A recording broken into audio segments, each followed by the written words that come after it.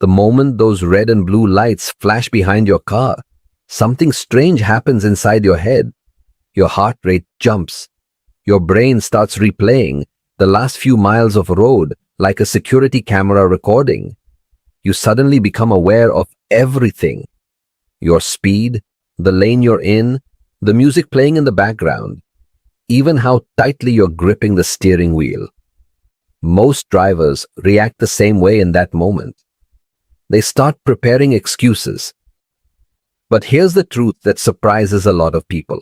During a traffic stop, the biggest mistake drivers make usually isn't speeding, drifting across a lane, or forgetting to signal. The biggest mistake is talking too much. Before we go any further, I want to ask you something honestly. The last time you were pulled over, did you start explaining yourself immediately, or did you stay quiet and let the officer speak first? Tell me what happened in the comments, because your answer actually reveals a lot about how most traffic stops unfold. And if you stay with me here, you're going to understand something that experienced drivers quietly rely on all the time. Sometimes the smartest move during a traffic stop is to stay silent for a moment and simply watch what the officer does next. That idea might feel uncomfortable at first. Silence can feel awkward, especially when someone in authority is standing next to your window. But once you understand how traffic stops really work from the officer's perspective, that short moment of restraint begins to make a lot more sense. Let's slow the situation down and look at what's actually happening during those first few minutes.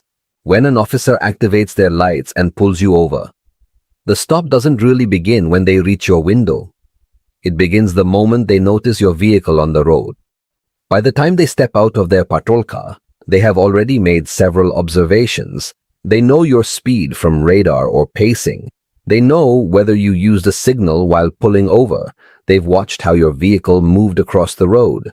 Sometimes they've even run your license plate through their system before approaching your car.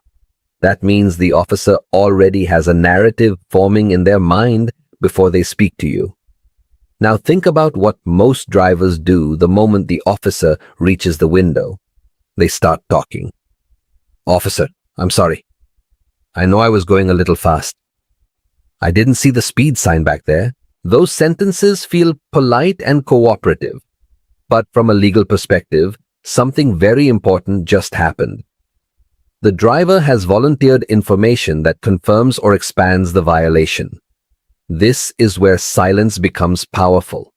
Not rude silence, not hostile silence, just calm patience.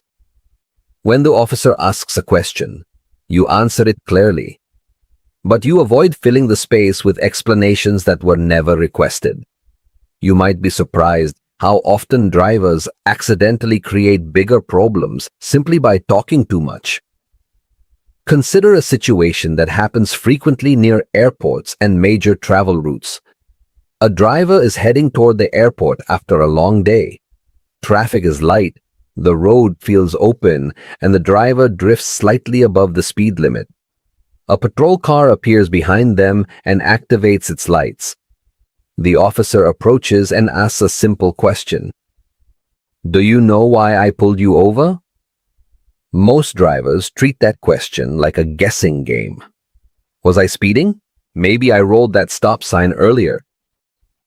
What they don't realize is that they just admitted the violation before the officer even stated it. Now imagine a different response. The driver calmly says, "No, officer." That answer is honest, it's respectful, and it doesn't introduce unnecessary information. Silence works in the same way when officers ask open-ended questions about travel plans. "Where are you coming from tonight?" Drivers often give detailed explanations without thinking. "I was at a party with friends." "I just left the airport after a delayed flight." "I'm driving back from a bar downtown." Each one of those answers can open new lines of questioning. If you mention a party, the officer may ask about alcohol. If you mention a bar, they may ask whether you were drinking. If you mention rushing from the airport, They might ask why you were driving so fast. What began as a simple traffic stop slowly turns into a broader investigation. This is why experienced travelers learn something important over time. You do not need to provide a long narrative during a traffic stop. Short, clear responses keep the interaction focused. Now, let's talk about something officers pay very close attention to, especially during the first few moments after they approach your vehicle. Your movements. From the officer's perspective, approaching a vehicle is one of the most unpredictable parts of their job. They don't know who is inside the car. They don't know what that person might do. So they watch everything. If a driver is reaching into bags, leaning into the back seat, or digging through the glove compartment before the officer even reaches the window, that creates uncertainty. The officer may wonder if the driver is hiding something or reaching for something dangerous. Drivers who understand this tend to behave differently. They pull over safely, place the car in park, turn off the engine, and keep their hands visible on the steering wheel. At night, they may turn on the interior light. Those simple actions send a clear signal. The driver is calm. The driver is not hiding anything. The driver is not a threat. That calm environment changes the tone of the stop immediately. Now let's return to the idea of silence, because there's a specific moment when it becomes especially important. Search requests.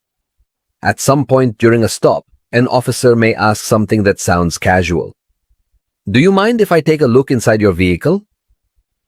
Many drivers agree instantly because they believe cooperation proves innocence. But that assumption ignores something important. Cars are complicated spaces. Over time, they collect items that drivers forget about completely. An old prescription bottle in the center console, a tool left by a friend, a pocket knife that is legal in one state but restricted in another. Travelers run into this problem more often than they expect because state laws vary. When you consent to a search, you remove one of the strongest legal protections you have. If something questionable is found, challenging the search later becomes extremely difficult. This is why experienced drivers respond carefully. They politely decline consent. No arguments, no raised voices, just a calm statement that they do not consent to searches. Now here is something important to understand. Refusing a search does not automatically make you suspicious.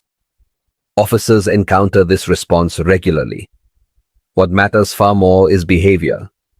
Nervous movement, conflicting stories, visible contraband, or signs of impairment.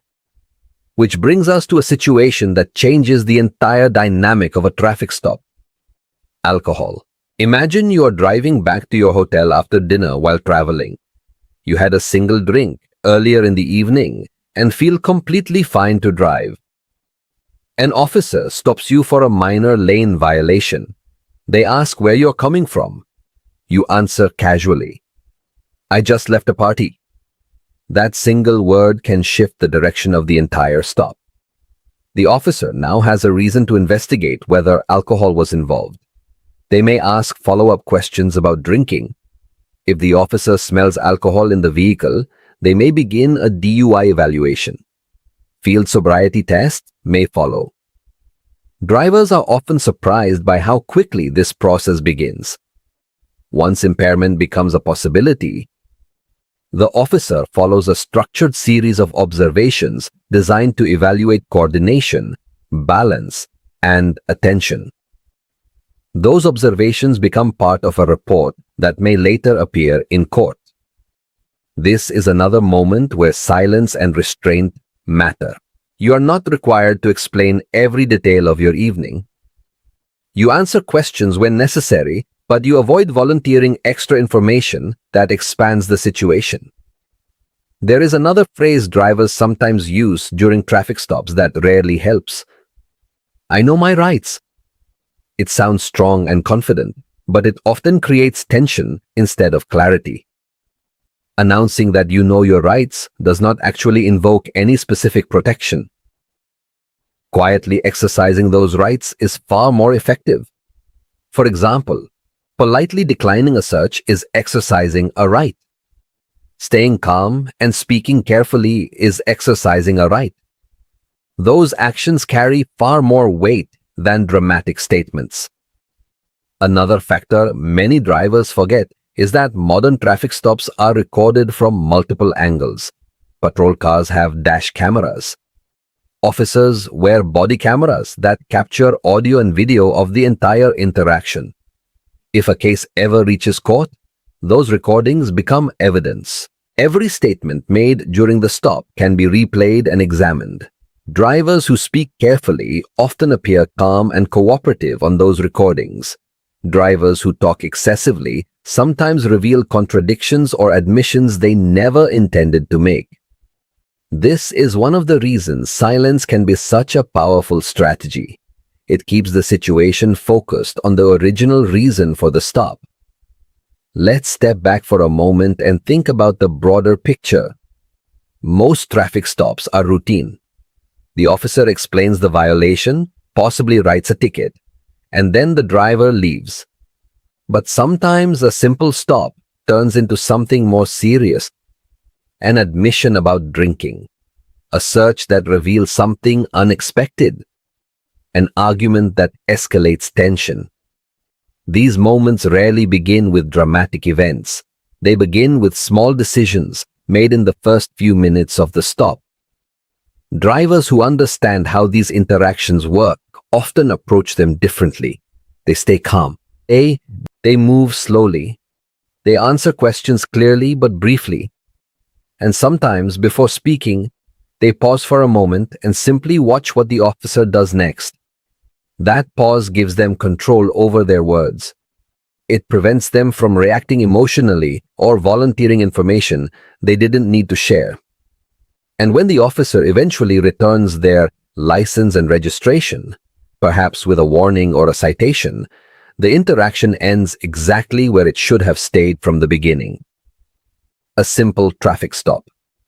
As you pull back onto the road and merge into traffic again, you realize something that most drivers never think about when those flashing lights appear behind them.